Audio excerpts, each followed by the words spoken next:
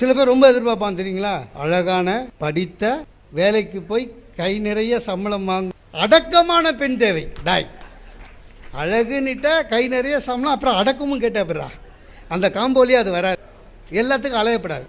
நமக்கு வாழ்க்கை அப்படிதாங்க சார். கல்யாணம் பண்ணலான்னு 3000 ரூபாய் கட்டி ஜாதகம்லாம் எடுத்துன்னு வரும். 50 ஜாதகம், அதில் நம்ம நட்சத்திரம் போட்டு ஒரு 10 ஜாதகம் வந்ததுலேயே சுமாரான மூஞ்ச ஒரு 3, அதில் 1 நிச்சயதார்த்தம் ஃபிக்ஸ் பண்ண பிறகு நல்ல நல்ல ஜாதகமாக வரும் சார். எனக்கு வந்து சார் நிச்சயதார்த்தம் முடிஞ்சிச்சு, மாப்பிள்ளைக்கு கார் வாங்கி தரேன், சொந்த வீடு கொடுப்பேன், எல்லாம் போச்சு. எங்கள் அப்பா கூட கேட்டேன், ஒன்றும் பண்ண முடியாதுன்ட்டு.